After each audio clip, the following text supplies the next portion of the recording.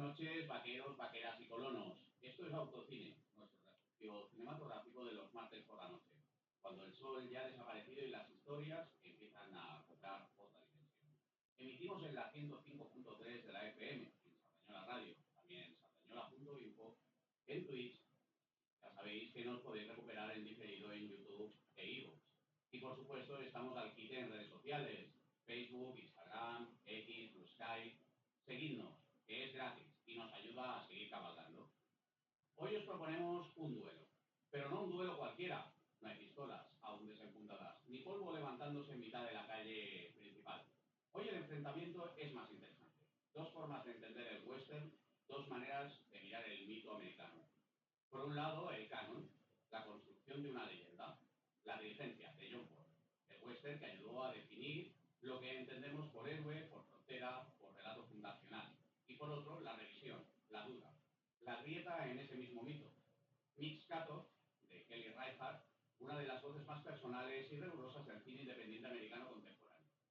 Dos películas que no solo se miran, se discuten, se contradicen y se desnudan. Porque donde Ford levanta monumentos, Reichardt plantea preguntas. Donde uno construye héroes, la otra los pone en duda. Y donde el western clásico relegaba a la mujer a los márgenes, el contemporáneo empieza, por fin, a darle el centro del encuadre. De todo esto vamos a hablar hoy. Y no lo vamos a hacer solos. Nos acompañan nuestros habituales Salva Valero, Juan Sánchez, Julián Juan Lacasa, listos para entrar en materia. Y seguro que no nos lo van a poner fácil. Además, aunque no está físicamente con nosotros, escucharemos la voz de Albert Cuello, que ha querido dejar su reflexión enlatada sobre este interesante cara a cara. Al control técnico, afinando cada disparo sonoro, nuestra pistolera de honor, Nuria Paul, también responsable de Contracultura, el magazine recién salido de quicio, que ya va por su número 14. Si queréis saber más o encontrarlo, echadle un ojo a su perfil de Instagram, Contracultura. Y atención, porque hoy tenemos refuerzo de lujo, el profesor y crítico de cine, Hilario J. Rodríguez, una de esas voces que no solo conoce el western, sino que lo piensa. Y aquí al micrófono quien nos habla, Alberto Rodríguez, director y conductor de este enfoque. Así que ajustate el sombrero, preparad la mitad, la mirada, porque hoy no vamos a cabalgar hacia el horizonte, vamos a cuestionarlo. Comenzamos en 3, 2, 1, acción.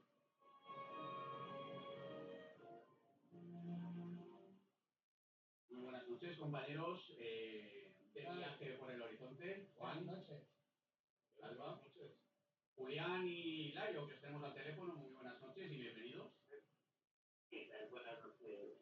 Bueno, primero de todo, ya que te tenemos, Hilario, estamos ansiosos de que pronto podamos hablar de algo que está en publicación, creo, o está a punto de publicarse. Más adelante, quizás, si eso lanzar algo, o ya veremos, pues... Sí, la verdad es que está ya casi quemando, está saliendo del horno. Vale, bueno, pues ya, cuando lo tengamos, entonces ya hablaremos de ello. Pues aprovecho para preguntarte, para ti, ¿qué es el western? Y lo digo sabiendo que tienes uno de los mejores libros, que creo que, si no me equivoco, está bastante difícil de encontrar sobre el western. Entonces aprovecho, ¿qué es para ti el western? La verdad es que el western ha cambiado, como yo he cambiado a lo largo del tiempo. Para mí, el western fue como para André Bazin la última gran mitología occidental, es decir, el último gran relato para explicar el origen del mundo a partir del caos. Entonces, ese origen del mundo se da en Estados Unidos y obviamente, claro, es un relato interesado, parcial, y es un relato tergiversado, es un relato que coloca como héroes a personas que eran sucias, brutas y malas. Y es un relato que pasa por encima de lo que eran los verdaderos habitantes de lo que luego se convirtió en Estados Unidos. Entonces, yo con el western comencé de una manera mitológica y mitificadora, porque en mi barrio nosotros teníamos dos grandes jefes. Uno era mi tío, que era un venezolano enorme, que era capaz de mover, ¿no? Coches y todos le admirábamos mucho. Y otro chico que se llamaba el cordobés, era también muy querido en el barrio porque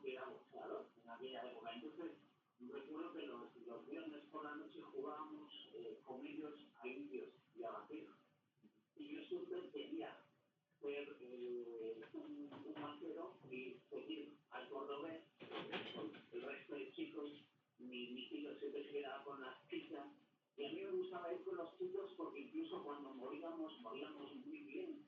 Luego me di cuenta de que morir en las películas del oeste era maravilloso. Cuando vi, por ejemplo, Vuelo en altas tierras, y recuerdo a Joel McCrea diciéndole a Randolph Scott, no dejes que los chicos me vean así. Bueno, yo decía, yo quiero morir de esa manera. Pero con el tiempo, ya obviamente me hice mayor, ya no podía jugar con mi tío ni con el cordobés. Ahí los vaqueros fueron cambio y me hice un significado.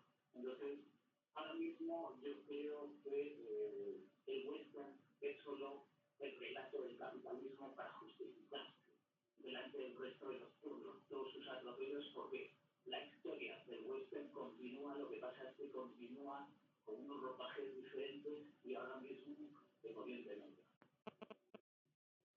Siempre se había dicho, es una palabra muy manida, sobre todo dentro del mundo de la crítica y que más de uno habremos escuchado, de que si existe un género por excelencia es el western y eso es el que define al cine. Salva, el western, ¿qué es para ti? Parte que sí, una base mitológica para justificar la creación de mitos, la creación de ciertos lugares comunes que ayudan a reforzar la sensación de pertenencia.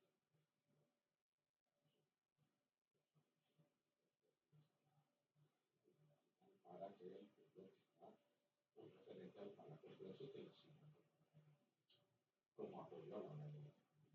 Por lo tanto, el western en ese sentido es una parte fundamental de la construcción del mito. Por el transcurso del tiempo, pues,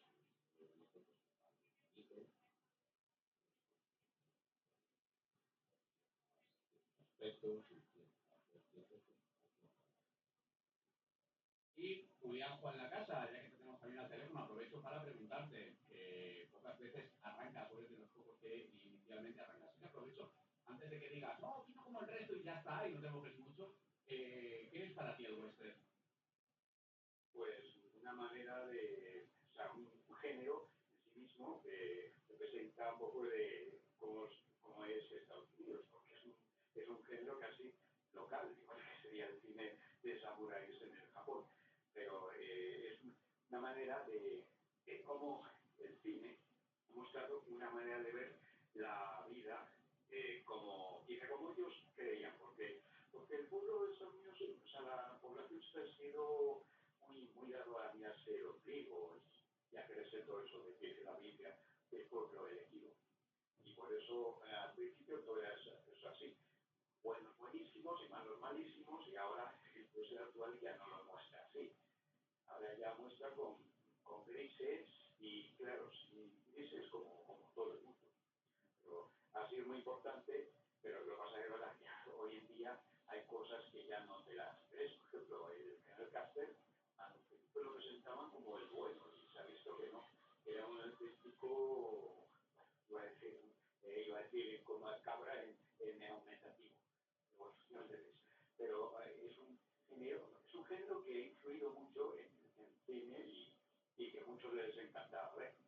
O sea que hoy veremos que con el tiempo ha ido evolucionando y esos mitos que tenía, ya no se los quedan. Y aprovechando que también tenemos aquí a Juan, también aficionado al western, de pro y entiendo que muy porfiano, o sea que hoy el tema también le va. ¿Qué es para ti el western? ¿O qué supone para ti en tu cinefilia el western? Pues el western es la tragedia moderna. Y Sófocles, Eurípides, si hubiesen vivido en el siglo XX, pues probablemente habrían dirigido o habrían escrito western. Sí, todas las aportaciones de Hollywood es la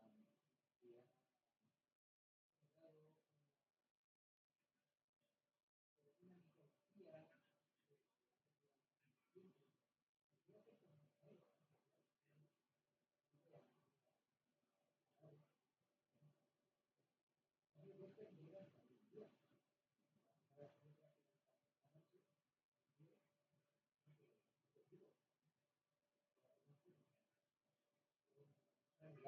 en términos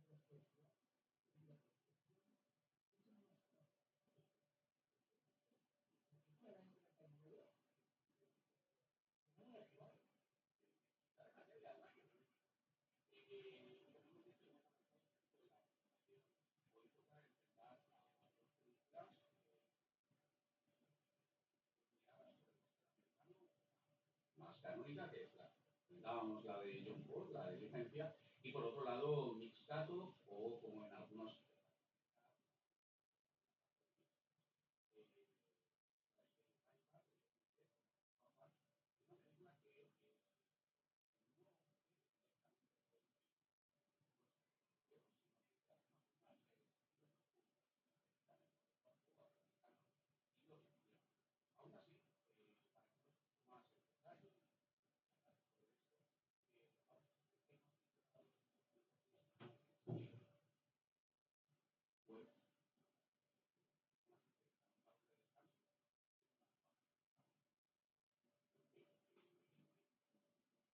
Porque eso es lo que nosotros sabíamos. Lo que veo es muchísimo más a nosotros es una santa. Y ya no es una de las que nos habló la vida, pues de ahora está en río. La misma vez nos ha es una operación más. En un país de Billy, creo que la Alemania, de Barro, y del turismo de masas y de las más la internación es un tipo de ciudad y de la de construir en frío a nuestra vida hace años son las cubiertas generales del cielo. La película se llama las pinturas y los colores.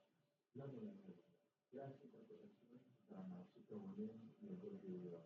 Exactamente.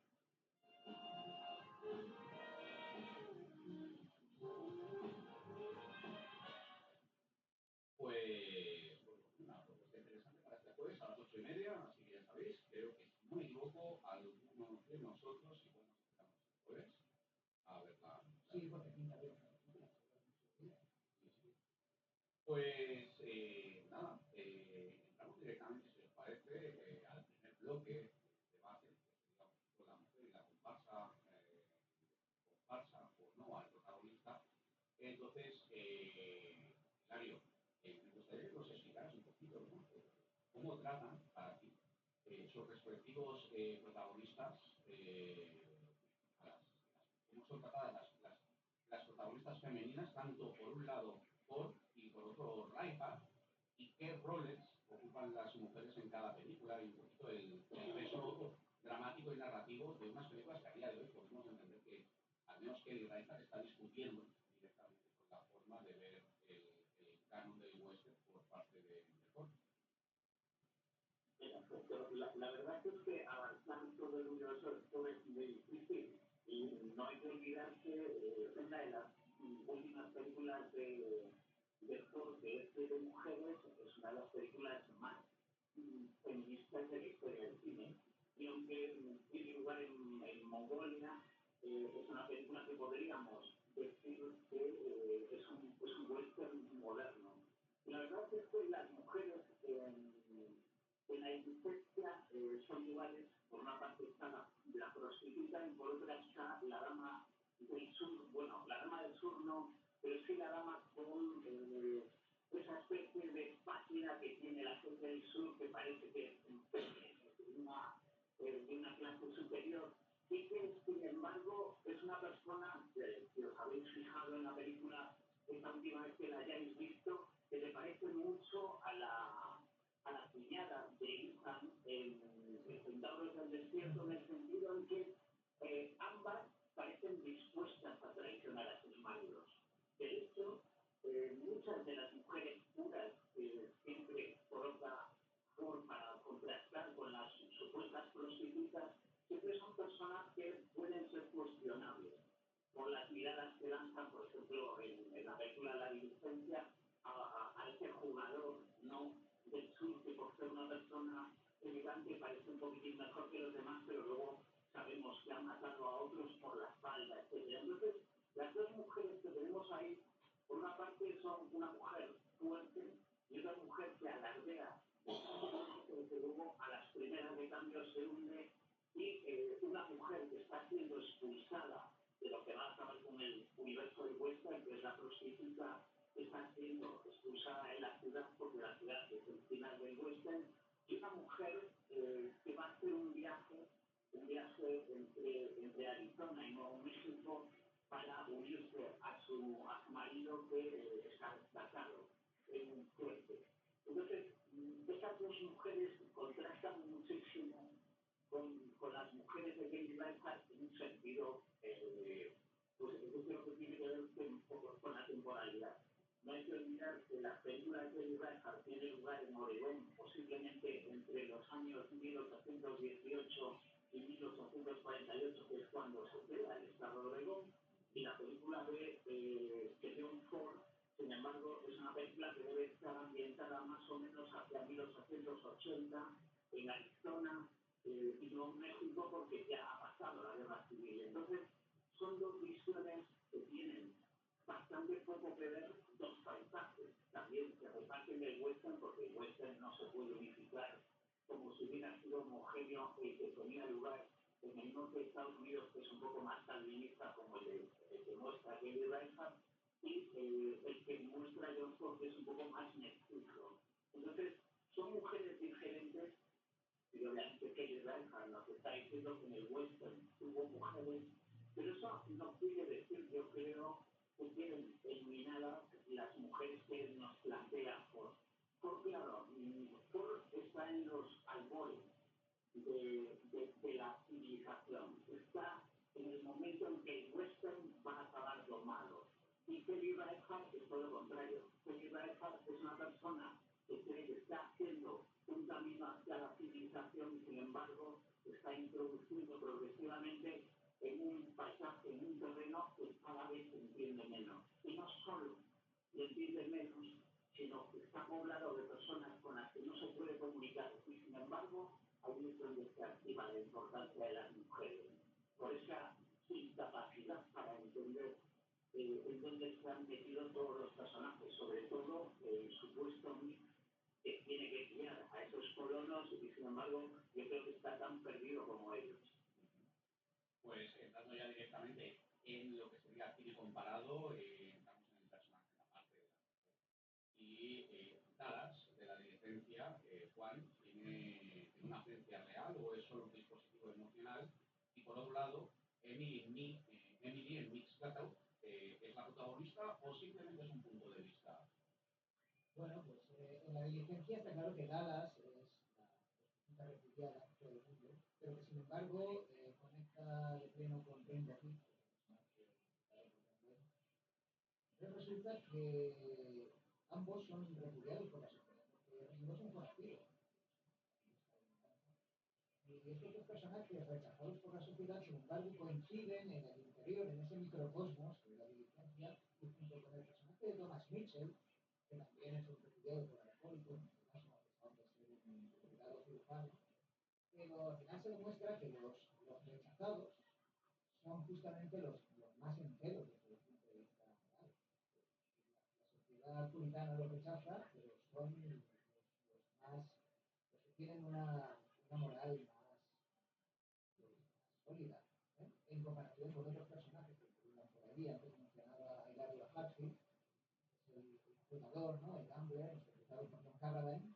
Sí, tiene pinta así de un aristócrata, pero en el fondo no tiene mucho que ver. Y hay un personaje repulsivo que va con ellos, que es el banquero, Gatewood, interpretado por Bertrand Churchill, que es un corrupto, que se ha jugado con el dinero.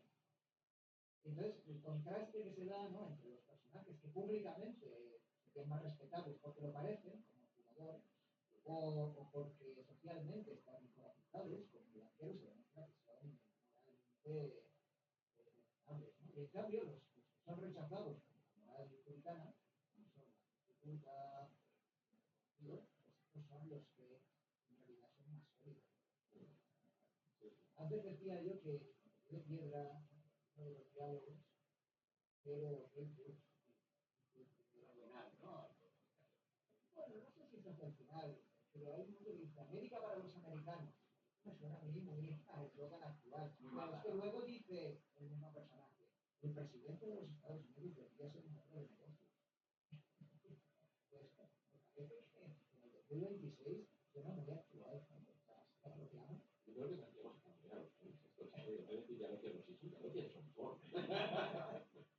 Pero volviendo a lo que me preguntabas hace un momento, el mix, el atajo de mix, el papel que interpreta Michelle Williams, Emily, en consonancia con Dallas, es verdad, aunque es verdad que son mujeres fuertes.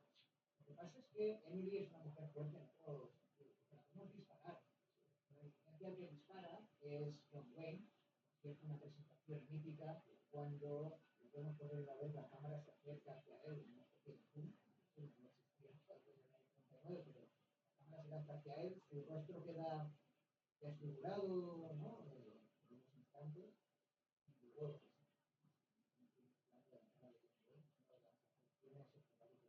es la primera vez que colaboraban de forma seria John Wayne y John Ford.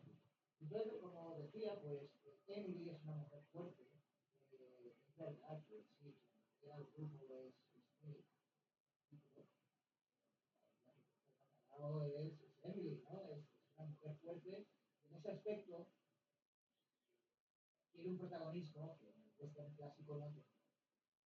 Justo en el western clásico, la mujer la época, el mundo estaba dispuesto así y era mucho más sexista y los roles eran más comparsas. Cambio aquí, las protagonistas, ¿verdad? Y quiero mencionar también otro personaje muy interesante de Mix Casco, que es el personaje que interpreta Zoe Kazan, que es la nieta de Elia Kazan, el típico director mexicano, el personaje de Mil. Hay varias mujeres ahí que son interesantísimas y que hablar de western. A colación de eso, ya has comentado que Wayne en la dirección es el primero que dispara y en mi caso el primero que dispara es una mujer, que también es una declaración de intenciones por parte de Kelly Reichardt. Pero ¿hasta qué punto, Salva, podríamos hablar de revisión feminista? O si tú crees que aquí hay un análisis serio o es la crítica fácil, porque no creo yo que Reichardt sea una banderada del feminismo. No, yo pienso que, a ver, yo básicamente creo que esto es una condición. Nosotros hemos visto desde el principio, pues, la vigencia es un buen ejemplo. A llegar los años 60, el western pierde esa pátina de leyenda, de mitificación de la historia de Estados Unidos y los mismos americanos empiezan a decir, oye, sí hay cosas que a lo mejor no son tan originales, ¿vale? Y por ejemplo, el propio John Ford ya hace un cambio de trayectoria con el hombre que mató a los ciudadanos. En la época de los westerns crepusculares, no todos los héroes son perfectos. Es decir, algunos más que héroes decimos, uy, bueno, hemos hablado de duelo en alta sierra. ¿Qué hacemos? Presentamos lo que es ese proceso de exploración y de conquista del lejano oeste, lo presentamos de una manera que hacemos y damos esa pátina de humanidad a los personajes, pierden la profesionalidad. Uno de los pasos es lo que hacemos en los años 80, 90, el personaje de Clint Eastwood allí con la granja, con los cerdos, es lo menos mitológico que nos podemos encontrar. Por último, eso llegamos aquí, y aquí también es un poco la apertura al mundo de la. Habían habido, dentro de lo que es el cine de consumo, otras películas, que es la de curiosa, como por ejemplo, el personaje de Sharon Stone, y es un buen film, es un buen western, para pasar el rato y pero cada vez se va viendo más las miras, abriendo el campo, de decir, oiga, señores, la conquista no es un proceso hecho por personas. Y las personas tienen su puntos, digamos así, bondadosos, generosos, filantrópicos y también tienen sus puntos egoístas, mezquinos y miserables. Y evidentemente, junto a la visión masculina, que es la que predominó en la época de oro del western, cada vez se ha ido más ampliando. Ese punto crítico, ese matiz crítico que se va incorporando cada vez al western, pues es más importante. Por lo tanto, revisión feminista, yo no hablaría tanto. Yo hablaría más, por ejemplo, a mí, pensaba, mira, cuando vaya a la profesora y me pregunta sobre esto, ¿sabes qué puedo decir? Que a mí, por ejemplo, a ratos, Mix 14 me parecía un periodo, porque casi está rodado en tiempo real muchas de las escenas. Yo creo que yo pensaba, a esta señora está en y quiero que pase algo, pero venga, pasamos unas carretas 5 minutos allí de venga. Lo que pasa es que, sí, yo creo, perdona, que Eli Reichardt, esto se ha dicho de otras películas suyas, lo que le interesa son las atmósferas, Sí, más sí, que la propia trama, ¿no? sí. Y sí que es verdad que esta película, en la que la primera palabra se pronuncia en el minuto 7, hasta el minuto 7, todo el silencio, cuando la naturaleza, los personajes, la travesía que llevan a cabo, lo que se impone es la atmósfera, una atmósfera pausada, una atmósfera densa, subrayada por la música, que escuchamos de fondo de Jeff Grace, que es una música muy ambiental, muy atmosférica. Entonces, claro, cuando la atmósfera está por encima de la propia historia, esta sensación que tienes de documental, ¿no? Las grandes llanuras, las grandes extensiones del desierto de Oregón, pues hace claro, que pasa en segundo plano toda esa psicología. Pero yo lo que me vengo a referir, por ejemplo, es eso, y escenas que prácticamente te están narrando son minuto a minuto, segundo a segundo lo que pasaba, por ejemplo, yo que sé, venga, vamos a hacer descender las carretas por la ladera. Tiras allí, pues eso, 5 minutos viendo cómo están lentos con la cuerda, suelta, escapa, pasa algo ya. Pero bueno, yo lo que quería decir en este sentido, mi matiz venía por aquí. Yo creo que es muy realista. Yo pienso que en este sentido, la visión de Kelly Reichardt, de decir, mira, detrás de estos señores, que son que las listas, las mujeres muchas veces eran mucho más pragmáticas y mucho más duras, también más emotivas. Por ejemplo, también en Mix 14 vemos a alguna mujer que se deshace. Y está todo el rato con el favor ese de, que no pasa nada. Pero creo que al final el Raza nos incluye de, nunca mejor dicho, y hasta cierto punto esto me sirve también, mirando con lo que decía Juan, nosotros podríamos decir que es literatura, la película de un ejemplo de literatura realista, porque la atmósfera, la descripción de los paisajes, el entorno, tal cual, la acción no es tan importante como la descripción del entorno. Y hablando de narración, que es importante, aquí vamos a poner un aprieto a Hilario. Hilario, últimamente no te estábamos obligando a soltar algún triple, ¿eh? Pues, pero vamos a ello, vamos a empezar pronto, dentro del mismo bloque. Si eliminamos al hombre en ambas películas, tanto en La Diligencia como en Mix 14, ¿cuál sobrevive mejor narrativamente? ¡Mójate! Es curioso. Yo creo que sobrevive mejor narrativamente la mujer en la película de Reichardt, pero por algo básico. Lo acabáis de decir vosotros.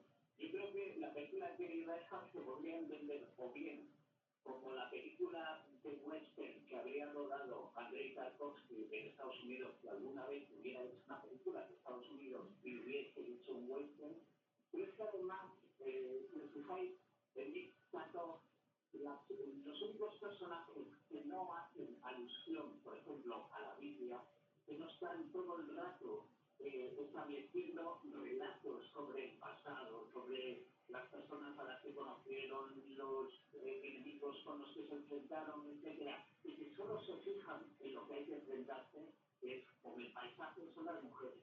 Es decir, las mujeres ahí están diciéndole adiós a los dos cimientos que construyeron el western, que son las mentiras mitológicas del pasado, el pasado que nunca existió, y las mentiras que arrastraban los puritanos referentes a Dios y referentes a lo que iban a encontrar en Estados Unidos, que aparentemente iba a ser un paraíso, y la película de Mix 14 lo que nos enseña es cualquier cosa menos un paraíso.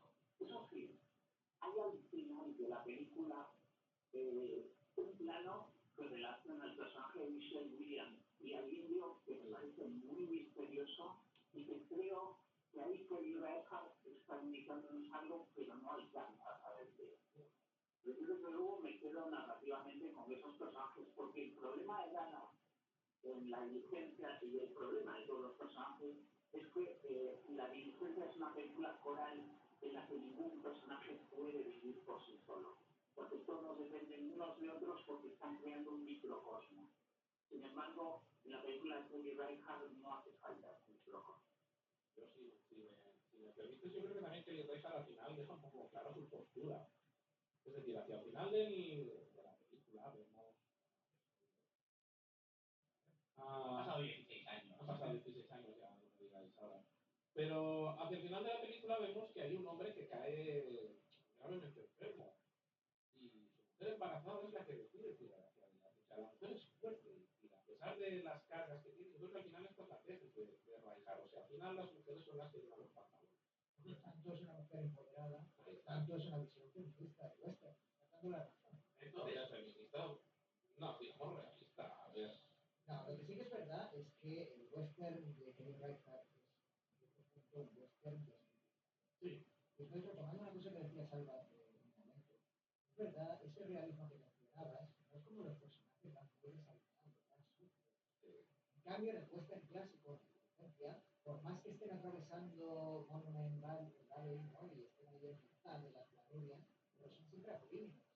Van perfectamente afeitados, y bien peinados, porque en aquel entonces el Hollywood pues, podía salir de esa mitad de la pantalla, como si te van sucios de harapientos de personas.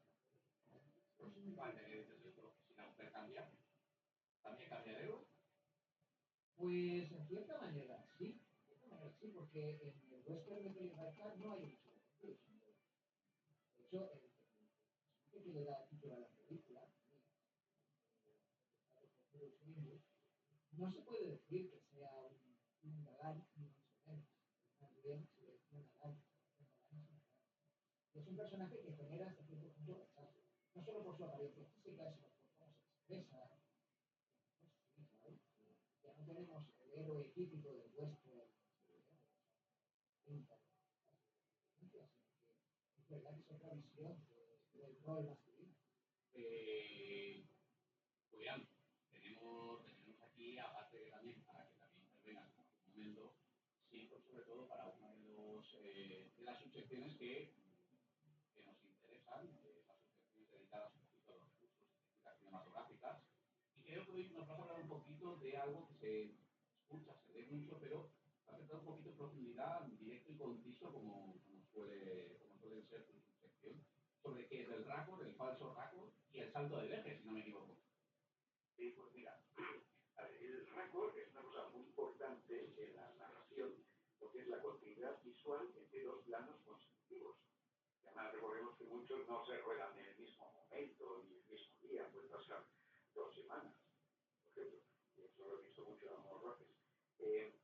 Garantiza que el espectador no se dé cuenta del corte. Si un personaje levanta el brazo en un plano, el siguiente debe seguirlo teniendo levantado. Bueno. Pero también podemos jugar con esto del récord en Lord Arabia, el famoso corte de una estrella apagándose y inmediatamente ¡pum! El desierto, poco a poco empieza a amanecer, a salir del sol y luego las dunas impresionantes del desierto.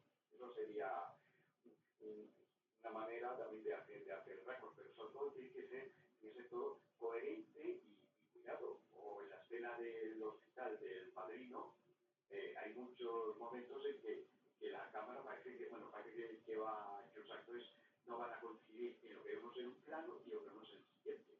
O sea, si Michael Corleone ahora entra en el pasillo, ahora gira, ahora esto, Eso estaba muy cuidado por Coppola, no cometía esos fallos.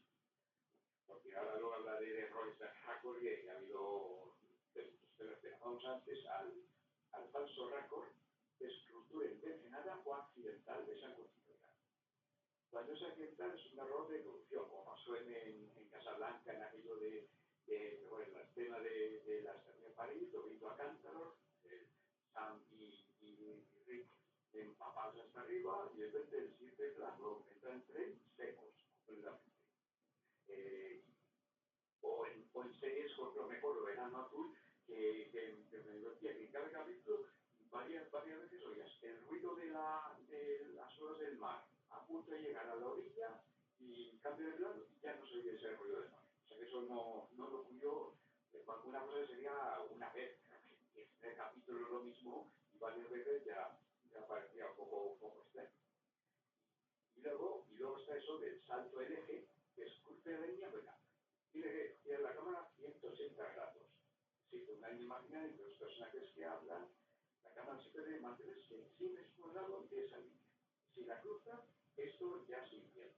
Alguien que miraba a la derecha, a mí a la izquierda, y el espectador se desfecta un poco.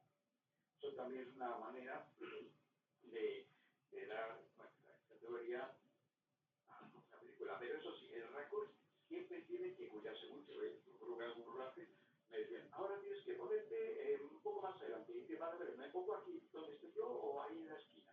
Porque yo no quería pero me decían, no, esto que hace ahí dos sitios a la vez, no vale. No, claro, tiene que estar eso bien cuidado. Porque fíjate que hasta alguien tan minucioso, hasta la obsesión que era Kubrick, en El Resplandor, hay una escena que he encontrado que todos los personajes están en un laberinto y el vista del hotel y el laberinto no estaba por ninguna parte. Menos mal que no has citado a Ed Wood y su Glenn y Glenda, porque Bueno, este Wood, lo suyo era una pasión por el cine, pero el pobre era un inútil absoluto. Fíjate, en la grandísima película de Tim Burton, Ed Wood, vamos, mostraba todos esos fallos de récord y de esa clase de cosas de una manera que te hacía inseñable. Claro, lo que pasa que hoy en día no lo contratarían ni para llevar el botijo al director, que diría Forrest. pues hasta aquí sería esta subsección de Julián sobre los recursos cinematográficos, en este caso el récord, falso récord y el salto de F. En Instagram tenéis una pequeña pildorita de lo que nos ha explicado Julián por la casa. Salva, ¿cuál es la figura del héroe en cada film? Saltando ya directamente del bloque y entrando en el héroe épico y el mundo de la frontera, ¿no? Cómo se construye la masculinidad heroica y hasta qué punto Reinhardt, la de Mixcato, la llega a deconstruir. Sí, evidentemente. Pues yo creo que queda muy claro en la primera.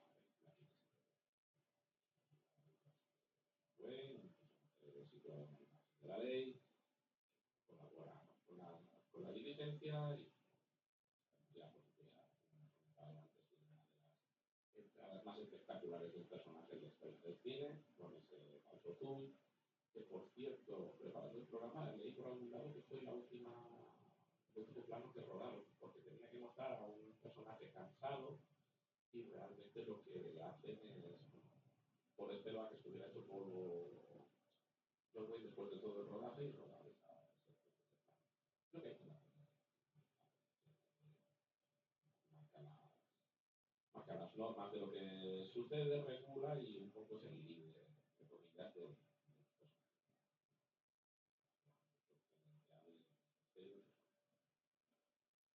creo que en este caso claro, en el caso de la película de mí, el único personaje que podía tener página de héroe vemos que al final basándose un poco en la historia, porque la historia de Nick Scatoff está basada en un hecho real, ese camino que siguen los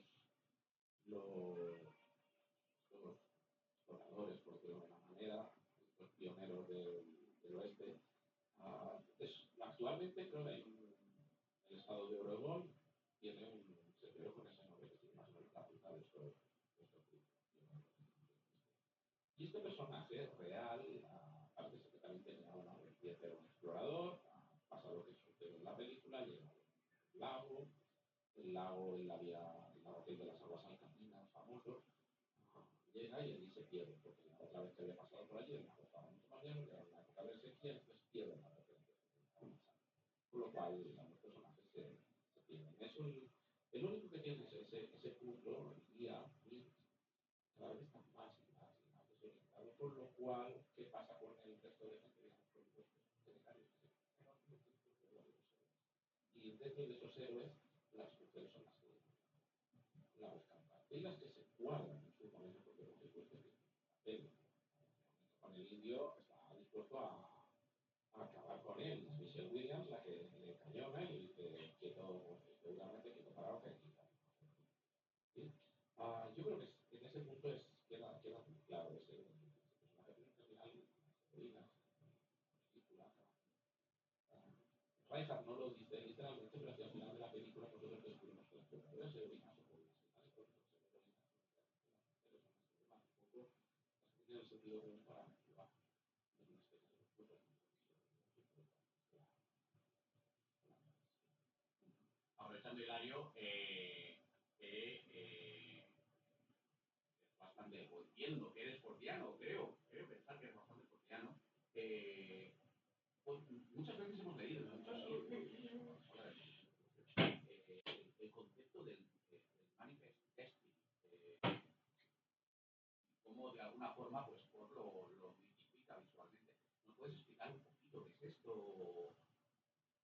Sí, bueno, el destino manifiesto, que sería un poquito ese mito que se crea, creo que en torno a 1848, que es cuando Estados Unidos se anexiona Texas, y es el que justifica el hecho de que Estados Unidos, que tiene un destino dictado por Dios, puede llegar a hacer lo que quiera con todos los territorios que supuestamente posean otras personas, que es lo que va un poquitín luego a justificar su guerra con México y todos los territorios que le va a robar a México. Lo que pasa es que, obviamente, eso lo podríamos ver de una manera mitificada en una película como El Álamo, que no dice John Ford, pero que se dice que John Ford sí ayudó en su rodaje. Ahí es donde veríamos que los norteamericanos, obviamente, cuando abordan su historia a través del western, la falsean por completo, porque obviamente Texas se anexionó simplemente para continuar con el esclavismo que se había abolido prácticamente el resto de los estados del sur de Estados Unidos. O sea, no tuvo, pero sin embargo en Texas continuaban vendiendo esclavos.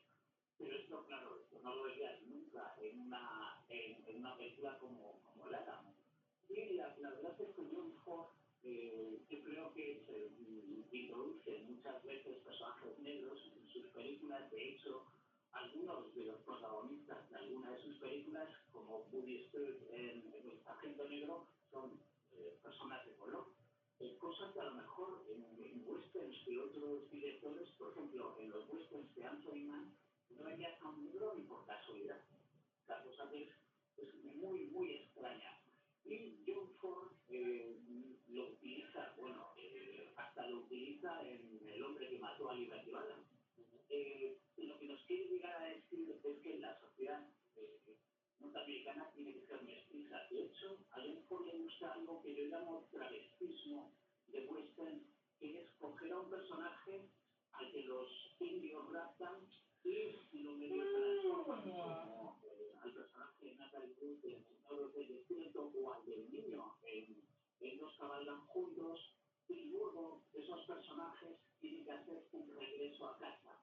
En el caso de Natalie Wood en Centauros del Desierto entendemos que ese personaje va a poder volver y va a ser como una especie de punto de unión entre lo que era la vieja América y la nueva América. En el caso de Dos cabalgan juntos, yo creo que hay John Ford en un espacio muy pequeño de tiempo, quizá por la guerra de Corea, porque obviamente Corea y Vietnam tuvieron unos efectos muy perniciosos en el western. Estados Unidos casi acabaron con él como lo entendemos nosotros, porque lo que vino después, eso sí que es un neo-western o un western desmitificador.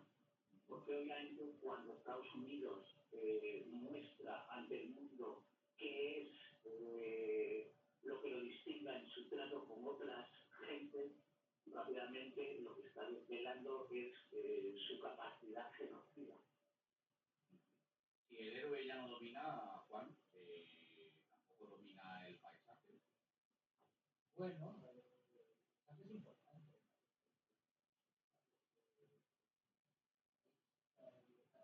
El desierto de Oregón, pues,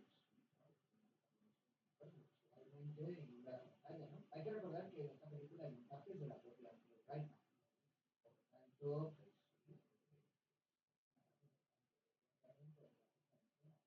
y qué decir de Monument Valley, ¿no? Que es una imagen icónica, ¿no? Y que saca mucho partido John Ford pero retomando un poco estas reflexiones que hacía Mario, lo interesante de la diligencia, y por eso es una película mítica, pensar que el western era un género que bueno, estaba un poco infravalorado en aquel entonces, a los 30 se consideraban que las películas del oeste eran películas para niños. Y John Ford, con la diligencia, le da una profundidad que hace que el western pase a ser tenido por un género mucho más importante, ¿no? Y en ese aspecto, La Diligencia es una película que se presta a lecturas alegóricas muy interesantes, porque a fin de cuentas ese microcosmos no deja de ser una metáfora de lo que son los Estados Unidos. Es decir, si el western es un género tan importante es porque nos habla de la fundación de los propios Estados Unidos. Y claro, esa travesía, ¿no?, que llevan a cabo, pues no deja de ser una metáfora de la propia evolución de los Estados Unidos. Y los viajeros que van a bordo de la diligencia pues representan a las distintas clases sociales. Una sociedad que es muy plural, formada por clases, individuos de toda procedencia. Entonces, pues es muy interesante esta lectura, ¿no? Y es un planteamiento que llega muy lejos, no solo la diligencia y tantos westerns, ¿no? Películas de ciencia ficción, como la saga de Star Trek, se podría decir, ¿no?, que la nave Enterprise es una metáfora de los Estados Unidos y que esos tripulantes, ¿no?, tan variopintos son metáfora de la propia sociedad norteamericana. En ese aspecto yo creo que hay muchas capas de lectura en la diligencia, pues esta lectura alegórica o metafórica que representa muy bien el por qué este subgénero es tan importante y por qué ha tenido tanta repercusión. Es que, claro, se está mostrando de manera simbólica qué son los Estados Unidos, cómo se han creado, cómo se sienten los miembros de esta sociedad tan plural. De ahí el concepto de mestizaje que no hablaría por un momento, ¿no? Claro, son personajes muy diversos, de muy diversa procedencia, y eso está en la película.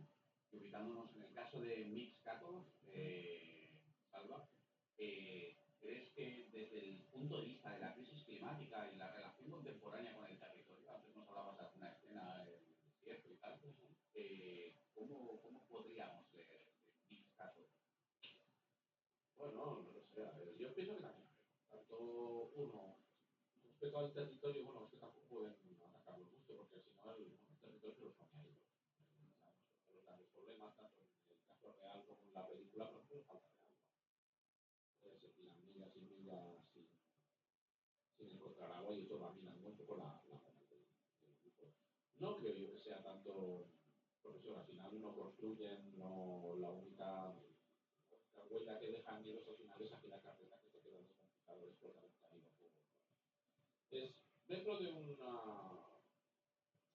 No lo metería, sí que lo metería un poco como la integración del entorno, incluso eso, otra vez un poco al punto de la literatura, hablaría de un concepto que se utiliza tanto en literatura como en otras artes, pues es porque es la expresión del artista con el paisaje. El paisaje muchas veces traslada las emociones que construye la obra de arte, los que están metidos dentro de la historia. Por supuesto, Juan me corregirá si lo digo mal, esto es el famoso correlato anímico.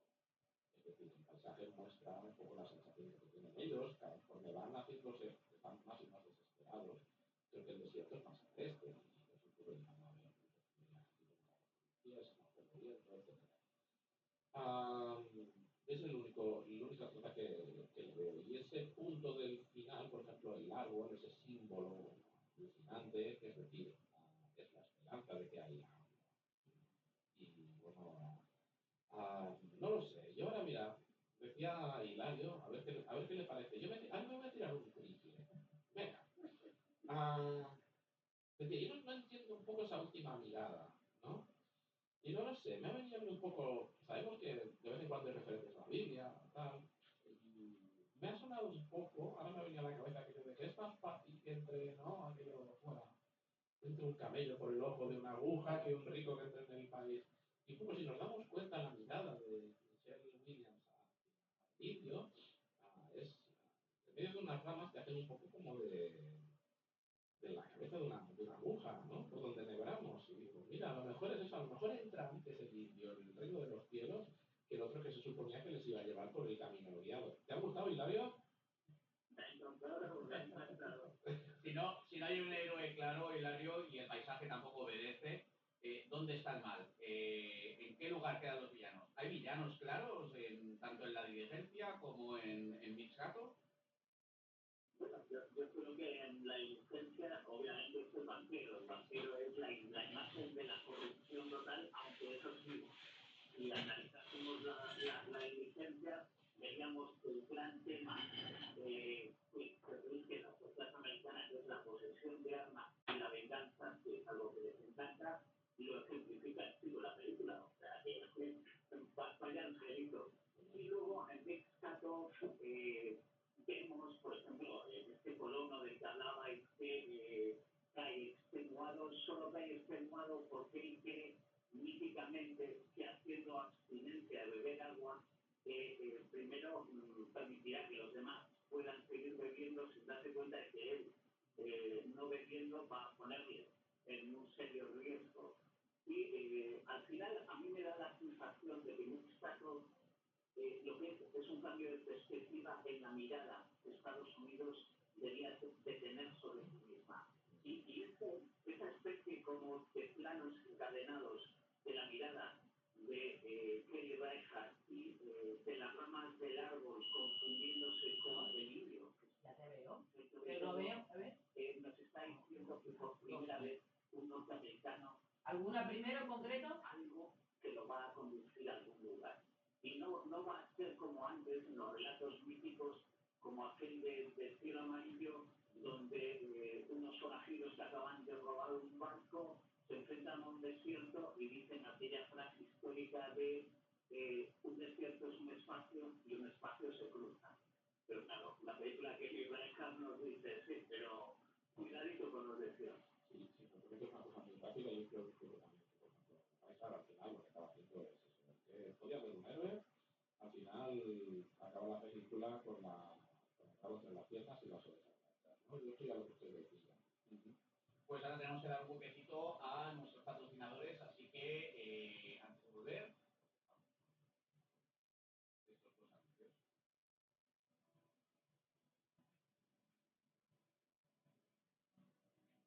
Vos recordar els moments que realment importen. A Xavi Oliver Fotografia compartim instants amb les vostres centres. Famílies, infants, embaràs, nans, casaments i també el regal perfecte. Una sessió de fotos per sorprendre qui més estimes. Necessites una foto de carnet? DNI, passaport o visat? Al moment, amb llum i acabat professional. I si tens una empresa, renova la teva imatge. Fotografia corporativa, LinkedIn i marca personal. Una bona foto pot obrir moltes portes.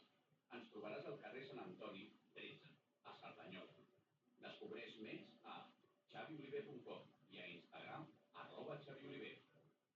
Xavi Oliver Fotografia. Immortalitzem el teu millor perfil. Al carrer del Foment, número 1, a la millor terrassa de Cerdanyola, hi trobareu el Solidari, segurament la millor vermuteria de la ciutat. Al Solidari trobareu un ambient acústic, un servei excel·lent i la millor selecció de vermuts i cerveses. Som més que som un lloc de reunió amb molt interès per la cultura. Exposicions mensuals, clubs de lectura, tertúlies, concerts. Som la seu de l'Associació Cultural La Constància. Col·laborem amb els castellers, amb la sardana, amb la batucada i amb tot el que significa cultura de país. Si voleu conèixer millor, solidari seu. Si voleu gaudir d'una bona estona de vermut, no dubteu a reservar la vostra taula. Ah, i recordeu que podeu venir amb els vostres socis. El solidari, art, vermut, disc, pets. Pues recapitulando un poquito las cuatro ideas que nos han acompañado durante este programa a la hora de enfrentar ambas películas, básicamente ha sido el papel de Amper, la 2 minutos. naturaleza como argumento y la ambigüedad moral. Yo creo que ha sido pues, una invitación a verla, a revisar las dos películas, esta mirada comparada. Hombre, la licencia, sobre todo, es un clásico indispensable. Es la película que Orson Welles confesaba haber visto más de 40 veces para aprender a hacer cine antes de lanzarse a dirigir Ciudadano Kane. Solo por eso ya es una película que merece la pena analizar. Me gusta además que tenga esas pinceladas cómicas que brilla por su ausencia en el western de Tilly Reichardt, ¿no? Los personajes de Wood, el de la licencia, el señor Pico, ¿no? Incluso el doctor Wood, dan una pincelada cómica muy interesante. Una película de acción trepidante, esa persecución de los caballos, esa escena mítica. Hay que también destacar una idea que no hemos indicado y es en relación a la fotografía, ya que en su momento Tilly Reichardt fue muy criticada por utilizar el 1.33.1, que de alguna forma recorta el paisaje a diferencia pues, un poquito de la imagen de Ford, ¿no? De la película de la licencia. Pues bueno, compañeros, muchísimas gracias. 1 minuto. Charla. Hilario, muy buena Semana Santa. Sé que me parece que vas a estar fuera, así que te deseamos desde aquí muy buen viaje. Y gracias una vez más por estar con nosotros en esta charla tan interesante. Voy a Juan la Casa, Nuria Porta, control técnico, Juan y Salva y quien nos habla Alberto. Nos vemos después de Semana Santa. Y voy a Juan la Casa al teléfono. Feliz Semana Santa.